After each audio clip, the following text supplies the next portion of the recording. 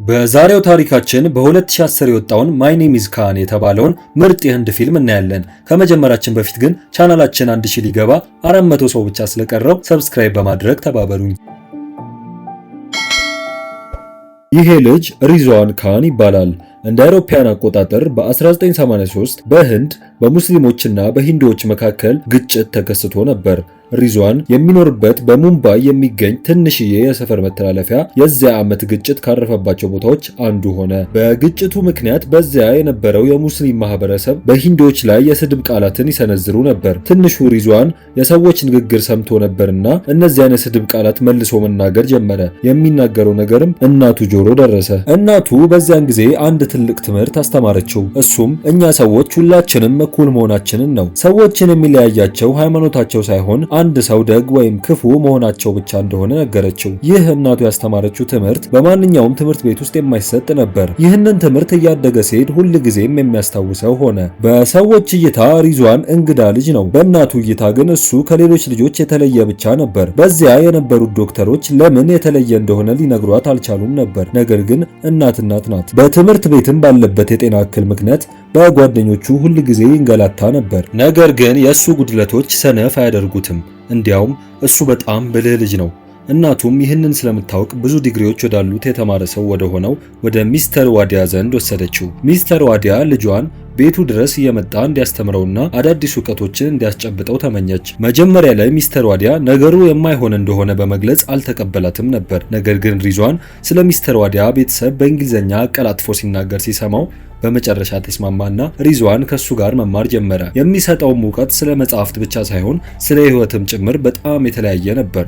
አንድ ቀን ሚስተር ዋዲያ ቤት ለመማር በሄደበት ወቅት በሰፈር ውስጥ የደረሰው የጎርፍ መጥለቅለቅ ምክንያት ወደ ቤቱ እንዲመለስ ተነገረው። ሪዝዋን ግን ወደ ቤቱ አልተመለሰም። ይልቁንም ብስክሌት በመጠቀም ውሃውን ወደ ውጭ የሚረጭ ቀላል የውሃ ፓምፕ ሰራ። ይህ ድርጊቱ መምህሩን በሚደንቅ ሁኔታ አስገረመው። በዚያ አካባቢ የሚኖሩ ሰዎችም ሪዝዋንን አደነቁት። ብዙ ሰዎች የተበላሹ ኤሌክትሮኒክስ ዕቃዎችን እንዲጠግንላቸው ወደ እርሱ ያመጡ ነበር። ይህንን ችሎታ ያገኘው ደግሞ በልጅነቱ አባቱ ይሰራበት የነበረው ወርክሾፕ ውስጥ ነው። አንድ ቀን የሪዝዋን ወንድም ዛኪር በትምህርት ቤቱ ያሸነፈውን ዋንጫ ይዞ ወደ ቤት መጣ። በትምህርት ቤት ስላስመዘገበው ውጤት በመናገር የእናቱን ትኩረት ለመሳብ ሞከረ። ነገር ግን እናቱ ቆይ ብላው ለሪዝዋን ታሪክ መናገሯን ቀጠለች። በዚህም የተነሳ የተናደደው ዛኪር ቁጣውን በወንድሙ ላይ ይወጣ ጀመር። ዛኪር ሁሉንም ነገር የሪዝዋን ጥፋት እንደሆነ አድርጎ ያስብ ነበር። እስከ አድግ ድረስም ዛኪር ወንድሙን ይጠላው ነበር። በመጨረሻም ዛኪር ለትምህርት ወደ አሜሪካ ሄደ። ሪዝዋን ግን ከእናቱ ጋር ህንድ ውስጥ ቀረ። ከጥቂት ዓመታት በኋላ ዛኪር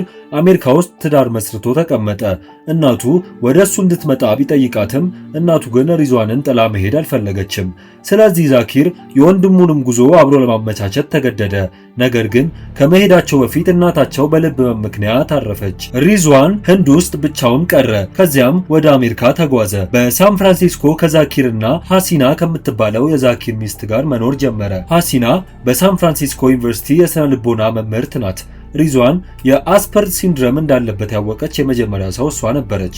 ይህ ሲንድረም አዳዲስ ቦታዎችንና አዳዲስ ሰዎችን እንዲፈራ ያደርገዋል። እንዲሁም የቢጫ ቀለምንና በጣም ከፍተኛ የሆኑ ድምጾችን እንዲጠላ ያደርገዋል። ከልጅነቱ ጀምሮ ሪዝዋንም ሆነ ቤተሰቦቹ ለምን የተለየ እንደሆነ የነገራቸው አልነበረም። አሁን ግን ሐሲና ያለበትን ሁኔታ በመንገር ከአዲሱ አካባቢው ጋር እንዲላመድ ትረዳዋለች።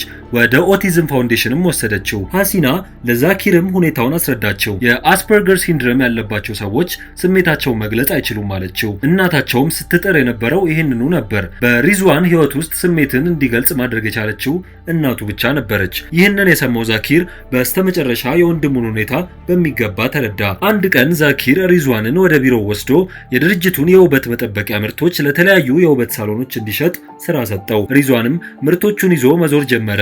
ነገር ግን አንድ ቀን በመንገድ ማቋረጫ ላይ ያለ በመንገዱ ላይ ያለውን የቢጫ መስመር ሲያይ ሲንድሮሙ ተቀሰቀሰበት። በዚህም የተነሳ በባቡሩ ሊገጭ ለጥቂት ተረፈ።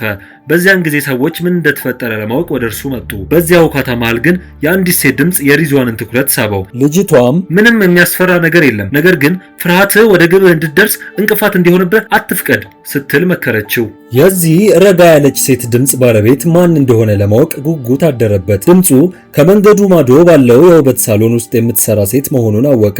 ወዲያው ወደዚያው አመራ።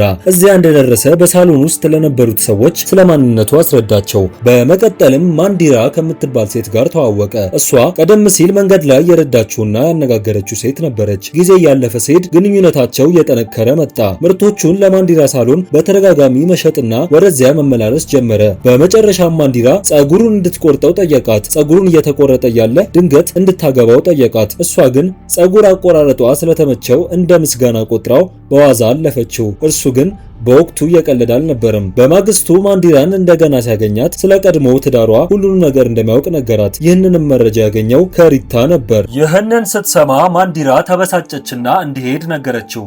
እርሱ ግን አግቢኝ በማለት ደገመላት።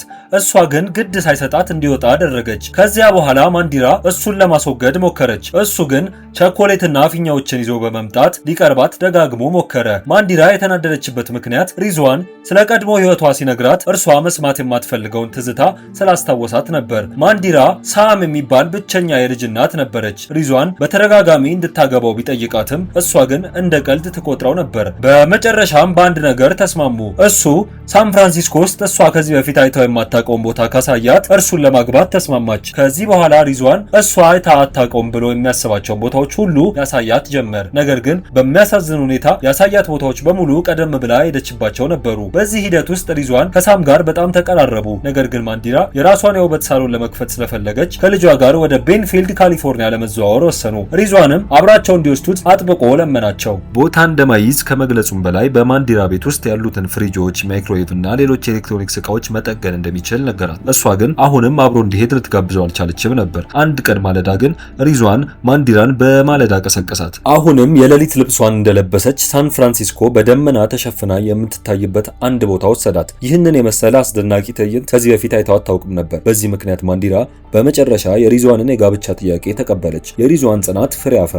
ሪዝዋን የምስራቹን ለወንድሙ ነገረው። ዛኪር ግን በዜናው አልተደሰተም። ይልቁንም የወንድሙን ውሳኔ አጥብቆ ተቃወመ። ምክንያቱም ማንዲራ ሂንዱ በመሆኗ ሪዝዋን እሷን ካገባ የወንድማማችነት ግንኙነታቸው እንደሚቋረጥ አስጠነቀቀው። እንደ ሪዝዋን አመለካከት ግን በመካከላቸው ምንም ልዩነት የለም። እሱ ሙስሊም፣ ማንዲራ ደግሞ ሂንዱ መሆናቸው ለሱ ምንም ማለት አልነበረም። እናቱ እንዳስተማረችው በዚህ ዓለም ላይ ሁለት አይነት ሰዎች ብቻ አሉ፣ ደግ ሰዎችና ክፉ ሰዎች። በዚህ እምነቱ በመጽናቱ ማንዲራን አገባ። እንደ ድል ሆኖ ሐሲና ደገፈችው። በሰርጉም ቀን ተገኘች። በዚያም እሱን በትክክል የምትረዳው ሐሲና ብቻ መሆኗ ታየ። ከጋብቻ በኋላ ልዩነታቸውን ወደ ጎን ትተው በደስታ አብረው መኖር ጀመሩ። ነገር ግን ይህ የቤተሰብ ደስታ ብዙም ሳይቆይ የዓለም የንግድ ማዕከል መንታ ህንፃዎች ላይ አደጋ ተከሰተ። በወቅቱ በዓለም ላይ ረጅም የነበሩት ህንፃዎች በአውሮፕላን ተመተው ከምድር ላይ ሲተከሉ ዓለም ደነገጠች። የአሜሪካ መንግስት ጥቃቱ በሙስሊም አማጽያን የታቀደና የተፈጸመ ነው የሚል መግለጫ ሰጠ። በዚህም ምክንያት የተለያዩ የአሜሪካ ከተሞች በሙስሊሞች ላይ ጥቃቶችን መፈጸም ጀመሩ። ሱቆች ተዘረፉ፣ ግድያዎች ተፈጸሙ፣ በዜጎች ላይ ወከባ ደረሰ። ብዙዎች ከጥቃቱ ለማምለጥ ሲሉ ስማቸውን እስከ መቀየር ደረሱ። በዚያን ጊዜ አሜሪካ እስልምናና ሙስሊምን እንደ ክፉ ነገር ማየት ጀመረች። በትምህርት ቤቶች ላይ እስልምናን እንደ ጨካኝ ሃይማኖት መቆጠር ተጀመረ። ሳም አባቱ ሙስሊም በመሆኑ በትምህርት ቤት ውስጥ የትንኮሳና የመገለል ሰለባ ሆነ። ነገር ግን እናቱን ለማስጨነቅ ስላልፈለገ ይህንን አልነገራትም ነበር። በሌላ በኩል ደግሞ ሐሲና በቢሮዋ ውስጥ ዘረኛ የሆኑ ጥቃቶች ይደርሱባት ጀመር። ዛኪርም ሙስሊም መሆን በተለይ ደግሞ ለሴቶች ውጭ ላይ በጣም አደገኛ የሆነ በመምጣቱ ሂጃቧን እንድታወልቅ ነገራት። ሐሲና ላይ የደረሰው መጥፎ ነገር የሰሙት ማንዲራና ሪዝዋን ዛኪርን ለመጠየቅ ወደ ቤቱ ሄዱ። ነገር ግን ሪዝዋን በዕለተ ሰርጉ የተፈጠረውን አለመግባባት በማስታወስ ወደ ውስጥ መግባት ስላልፈለገ ውጭ ላይ ቆመ። ዛኪር ወደ ውጭ ወጥቶ እንዲገባ ቢጋብዘውም ሪዝዋን ግን አሁንም እምቢ አለ። በዚያ ጊዜ ዛኪር ማልቀስ ጀመረ። የወንድሙን ለቅሶ የሰማው ሪዝዋን ወዲያውኑ ሮጦ በማቀፍ አጽናናው። ቀናት አለፉ።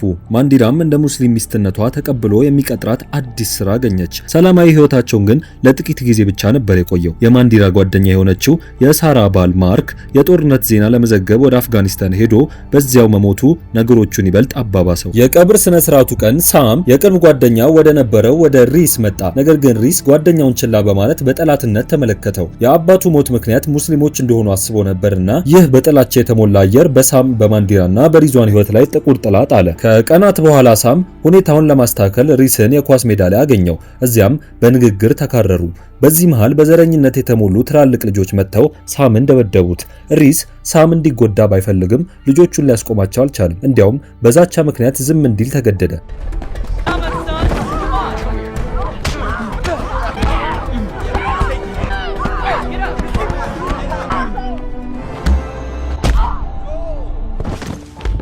ሳም በደረሰበት ከባድ ድብደባ ሆስፒታል ቢገባም ሕይወቱ አለፈች። ሳም የዘረኝነትና የጥላቻ ሰለባ ሆነ። ማንዲራ የልጇን ሞት ልትቀበለው አልቻለችም። መርማሪ ግሬሲያ ሳም የተገደለው ሙስሊም በመሆኑ ነው ማለቷ ማንዲራን ይበልጥ አቆሰላት።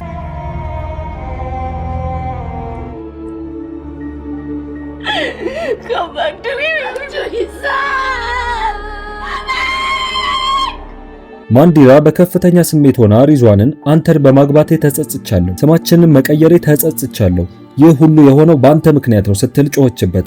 ሪዝዋንም ይህ ቤት ያንቺ ነው፣ ለምን ትሄጃለሽ? እኔ እሄዳለሁ፣ ግን መቼ ልመለስ ብሎ ጠየቃት። በዚህ ጊዜ ማንዲራ በንዴት እንዲህ አለችው፣ ቤንፊልድ ውስጥ ያሉ 30,000 ሰዎች ይጠሉሃል። ሄደ ለአሜሪካውያን ሁሉ እስከ ፕሬዝዳንቱ ድረስ ስሜ ካን ይባላል፣ እኔ ደግሞ አሸባሪ አይደለሁም ብለህ ነገራቸው። ፕሬዝዳንቱ ለህዝቡ ሳም የአሸባሪ ልጅ እንዳልሆነ እንዲነግሩ አድርግ። ማንዲራ ይህንን የተናገረችው በከፍተኛ ሐዘን ውስጥ ሆና የማይቻል መሆኑን እያወቀች ቢሆንም ሪዝዋን ግን ለማንዲራ ካለው ጥልቅ ፍቅር የተነሳ ነገሩን እውነት አድርጎ ተቀበለው።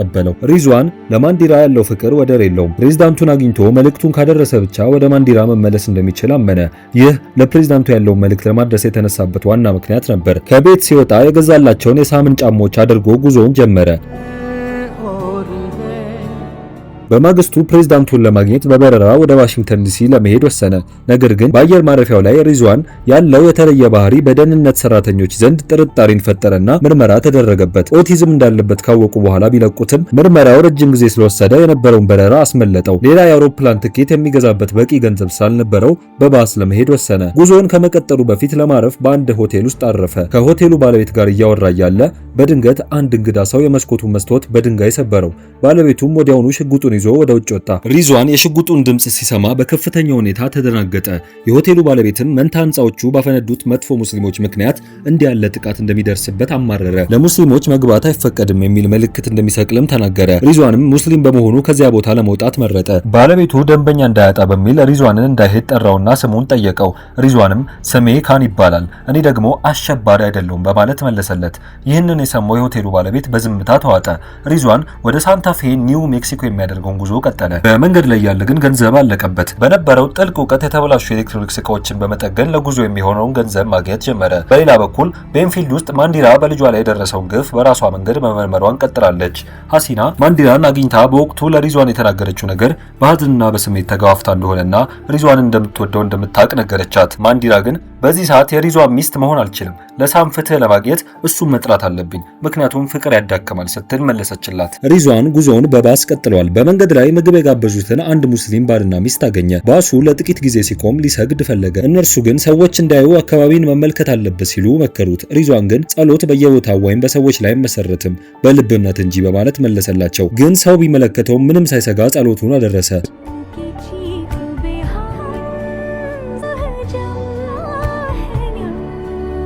ከብዙ መውረድና መውጣት በኋላ ጂኦርጂያ ከተማ ደረሰ። እዚያም ጆኤል የተባለ የታመመ ሕፃን በመርዳት ደግና ጠንካራ ከሆነችው ማማ ጄኒ ጋር ተዋወቀ። ማማ ጄኒ ቤቷ እንዲቆይና ምግብ እንዲበላ ፈቀደችለት። አልፎም ተርፎም ልብስ ሰጠችው። ሪዝዋን ማማ ጄኒንና ጆኤልን ተከትሎ በኢራቅ ጦርነት ለሞቱ ወታደሮች መታሰቢያ ወደሚደረግበት ቤተክርስቲያን ሄደ። እዚያም ከሞቱ ወታደሮች ፎቶ ጎን የሳምን ፎቶ ሰቀለ። በዚያም ለነበሩ ሰዎች ሁሉ ስለ ሳም ማንነት፣ ደግነት በንግግር ገለጸላቸው። በሌላ በኩል ቤንፊልድ ውስጥ ማንዲራ ለሳም ፍትህ ለማግኘት የምታደርገውን ትግል ቀጥላለች። 6 ወር ያለ ፍትህ የሚል የሳምን ፎቶ ያለበት ፖስተር ይዛ ሜዳ ላይ ቆመች። ሪስ ይህንን ቢያይም አሁን እውነቱን ለመናገር ፈርቷል። ፖሊሶቹ ግን ምንም አይነት ምስክርና ማስረጃ ባለመገኘቱ መዝገቡን ለመዝጋት ወሰኑ። የሳም ጉዳይ መልስ የለውም ተባለ። ማንዲራ ፖሊሶቹ የሳምን መዝገብ በመዝጋታቸው ተስፋ አልቆረጠችም። እናንተ መልሱን ካጣችሁት እኔ ራሴ ያገኘዋለሁ በማለት በየቦታው በራሪ ወረቀቶችን ማሰራጨት ጀመረች። ሪስ ይህንን ቢያይም አሁንም ዝምታን መርጧል። በሌላ በኩል ሪዝዋን ሎስ አንጀለስ ደረሰ። ከ3 ቀናት በኋላ ፕሬዝዳንቱ በአንድ ዩኒቨርሲቲ ግቢ ውስጥ እንደሚያገኛቸው አወቀ።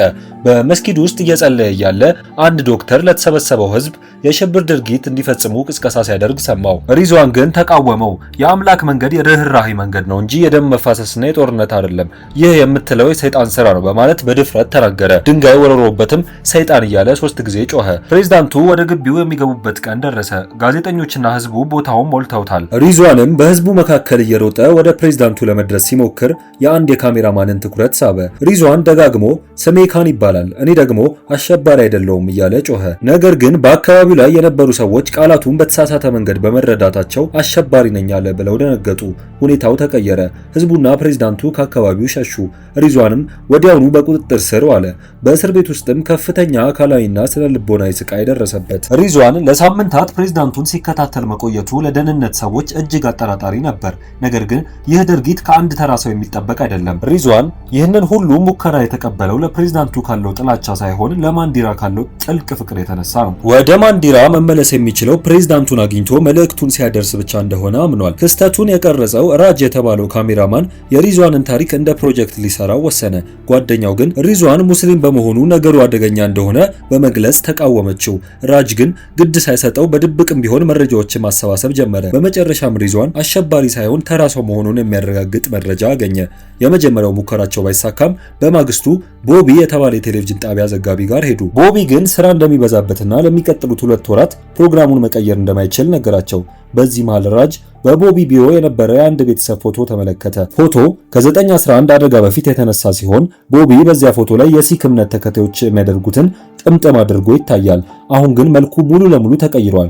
ራጅም እንዲህ አለው፣ ህይወትህን ሙሉ ለሙሉ ቀይረሃል። ሰዎች በሲክና በሙስሊም መካከል ያለውን ልዩነት ባለማወቃቸው ጥቃት ሊያደርሱብህ እንደሚችሉ ፈርተሃል። አሁን ምን እየሆነ እንዳለ ተመልከት። እዚህም ሙስሊሞችን እንደ ሰው እንኳን እያያቸው አይደለም። አንተ ፕሮግራምህን መቀየር የማትችለው ሆን ብለህ ነው። ይህንን የሰማው ቦቢ በጥፋተኝነት ስሜት በዝምታ ተዋጠ።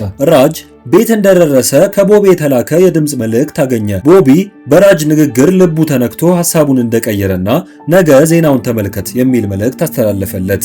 በማግስቱ የሪዝዋን ካን ታሪክ በቦቢ አማካኝነት በመላው አሜሪካና በዓለም ዙሪያ ተሰራጨ። ዜናው ሪዝዋንን ያለምንም ማስረጃ የፍርድ ቤት ሂደት ለ15 ቀን ታስሮ መቆየቱን ይፋ አደረገ። በዚሁ ዘገባ ላይ ዛኪርና ሐሲና አስተያየታቸውን ሰጡ። ዛኪርም ሪዝዋን በመስጊድ ያገኘውን አክራሪውን ዶክተር ፋይሰል ራህማን ለደህንነት ኃይሎች ሪፖርት ለማድረግ ስልካቸውን ጠይቆ እንደነበር ገለጸ። ዛኪርም በምሬት እንዲህ አለ፣ አገራችንን ከአክራሪዎች እንድንጠብቅና አጠራጣሪ ሰዎችን ሪፖርት እንድናደርግ ተነግሮን ነበር። ነገር ግን ወንድሜ ይህንን ሲያደርግ እንደ ወንጀለኛ ታስሮ ተወረወረ። ጥያቄው ሪዝዋን ለምን ፕሬዝዳንቱን ለማየት ፈለገ የሚለው ሳይሆን አንድ ዜጋ ፕሬዝዳንቱን ለማየት መፈለጉ ምን ስህተት አለበት? ወይስ ሙስሊም ስለሆነ ብቻ ነው ስህተቱ? ይህ ዜናና ሪዝዋን ለደህንነት ኃይሎች የደወለው የስልክ ቅጂ ዳኛው ዘንድ ደረሰ። ይህ ማስረጃ ዶክተር ፋይሰልና ግብረአበሮቹ እንዲያዙ ትልቅ እገዛ አደረገ። በመጨረሻም ሪዝዋን ካን ከቀረበበት ክስ ነጻ ተባለና ከስር ተለቀቀ። የሪዝዋን ደጋፊዎች በዋናው በር በኩል ሊቀበሉት ሲጠባበቁ፣ እሱ ግን በስተጀርባ በኩል ወጣ።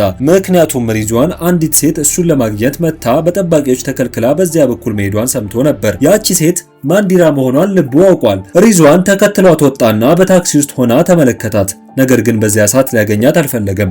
ማንዲራ እንድትሄድ ፈቀደላት። ሪዝዋን ማንዲራን ሊያገኛት ቢችልም ሳያገኛት ቀረ። ምክንያቱም ፕሬዝዳንቱን አግኝቶ መልእክቱን የማድረስ ቃሉን ገና አልፈጸመም ነበር። ይህ ስለ ሪዝዋን የተሰማው ዜና ግን በብዙዎች ዘንድ ለውጥ አመጣ። በተለይም ሙስሊሞች በማንነታቸው እንዲተማመኑ አደረጋቸው። ሁሌ ይበደል የነበረው የኤሌክትሮኒክስ ዕቃ ጥገና ሱቅ ባለቤት ድምጹን ለማሰማት ደፈረ። ሐሲናም ሂጃቧን መልሳ መልበስ ጀመረች። ሪዝዋን ፕሬዝዳንቱን ለማግኘት የሚያደርገውን ጉዞ ለጊዜው አቆመው። ምክንያቱም በመንገድ ላይ እያለ ዊልሄሚና በከባድ አውሎ ንፋስና ጎርፍ እየተመታች መሆኑን በዜና ተመለከተ። ስለ ማማ ጄኒ እና ስለ ጆኤል በመጨነቅ ወደዚያው አመራ። እዚያ ሲደርስ ማዕበሉ ሁሉንም ነገር አውድሞት አገኘ። በመጨረሻም አገኛቸው። ነገር ግን አካባቢው በጎርፍ ተሞልቶ ነበር። ተጠልለውበት የነበረው ቤተክርስቲያንም በከባድ ንፋስ ሊፈርስ ተቃርቧል። በዚህ መሃል ዛኪር ሪዝዋን ያለበትን ቦታ ለራጅ ነገረው። ራጅ፣ ቦቢና ባልደረቦቻቸው ሪዝዋንን ፍለጋ ወደ ዊልሄሚና ተጓዙ። እዚያ ሲደርሱም ሪዝዋን የተጎዳውን ቤተክርስቲያን ሲጠግንና የቆሰሉ ሰዎችን ሲረዳ አገኙት። ይህንን የሪዝዋንን የሰብአዊነት ተግባር ለዓለም በዜና አስተላለፉት። የሪዝዋን ዜና የብዙዎችን ልብ ነካ። መንግስት ሊያደርግ ያልቻለውን ተግባር ሪዝዋን በተግባር አሳየ። ማንዲራም ይህንን ዜና ስትከታተል ነበር። በእሱ ተነሳሽነትም ዛኪርና ሐሲናን ጨምሮ ከተለያዩ ዘሮችና ሃይማኖቶች የተወጣጡ በርካታ አሜሪካውያን ለዊልሄሚና ህዝብ እርዳታ ለማድረስና መንፈሳቸውን ለማደስ ወደዚያው አመሩ። በቀጥታ የቴሌቪዥን ስርጭት ወቅት ሪዝዋን ለምን ፕሬዝዳንቱ ማግኘት ፈለግ ተብሎ ሲጠየቅ ሚስቴ ስላለችኝ ነው በማለት መለሰ። ከዚያም በሳም ላይ የደረሰውን አሰቃቂ ግፍ ለዓለም ተረከ። ይህንን ዜና የተመለከተው ሪስ በመጨረሻም እውነቱን ለማንዲራ ተናገረ። ሳምን የደበደቡት ልጆችና ሪስ በቁጥጥር ስር ዋሉ። ማንዲራም ለልጇ ፍትህ በማግኘቷ መንፈሷ ረጋ። ማንዲራ ባለቤቷን ፍለጋ ወደ ዊልሄሚና ሄደች። በዚያች ምሽት ሪዝዋን ጉዞውን ሊቀጥል ሲል ማንዲራ ከፊቱ መጣች። ነገር ግን ቃላትን እንኳን ሳይለዋወጡ ሪዝዋን በዶክተር ራህማን ተከታዮች በጩቤ ተወጋ።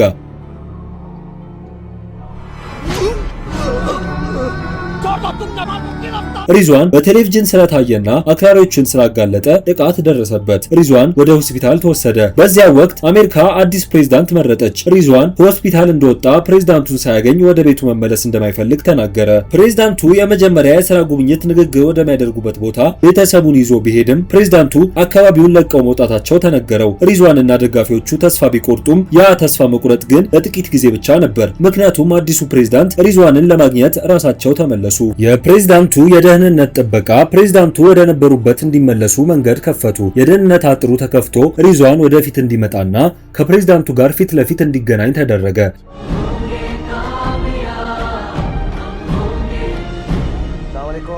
ሪዝዋን ገና መልእክቱን ሳይናገር ፕሬዝዳንቱ ፈገግ ብለው ስምህ ካን ይባላል፣ አንተም አሸባሪ አይደለህም በማለት ተቀበሉት። ሪዝዋንም የሳምን ፎቶ ከኪሱ አውጥቶ ይህ ልጄ ነው፣ እሱም አሸባሪ አይደለም አላቸው። ፕሬዝዳንቱም ለማንዲራ ጥልቅ የሐዘን መግለጫቸውን አስተላለፉ። በመቀጠልም ፕሬዝዳንቱ ባደረጉት ንግግር ስለ ሪዝዋን ካን ጽናትና ታማኝነት መስክረዋል። ካን የገባውን ቃል አያጥፍም፣ ለባለቤቱም የገባውን ቃል ረጅም መንገድ ተጉዞ ፈጽሟል በማለት አወደሱ። ከዚህ ፊልም የምንማረው ትልቅ ትምህርት ቢኖር የሰው ልጆች በዘር፣ በጎሳ፣ በቀለምና በሃይማኖት ብንለያይም በአምላክ ፊት ሁላችንም እኩል መሆናችንን ነው። አመለካከታችን ሊገነባ የሚገባው በአብሮነትና በልዩነቶቻችን ላይ ነው። ይህም ነገሮች ሁሉ ይበልጥ ማራኪና ደማቅ እንዲሆኑ ያደርጋቸዋል። የምንከተለው እምነት ዝም ብሎ ስም ብቻ ሳይሆን እንደ ሪዝዋን ሁሉ ማንነታችንን የምንገልጽበት መታወቂያችን ነው። በዚያ ወቅት ዓለም ሙስሊሞች አሸባሪዎች ናቸው ብሎ በሚያስብበት ጊዜ ሪዝዋን እውነተኛውን የእስልምናን ማንነት ምን እንደሆነ በተግባር አሳይቷል። በጥቂት ሰዎች ጥፋት ምክንያትም የአንድ እምነት ተከታዮች ሁሉ የዚያን ጥፋት መዘዝ እንዲሸከሙ መደረግ የለበትም። ይህ ፊልም መልካም ማድረጋችሁን እንድትቀጥሉ ተስፋ እንደሚሰጣችሁ አምናለሁ። ስለተከታተላችሁኝም አመሰግናለሁ። ሰብስክራይብ በማድረግ ቤተሰብ ይሁኑ።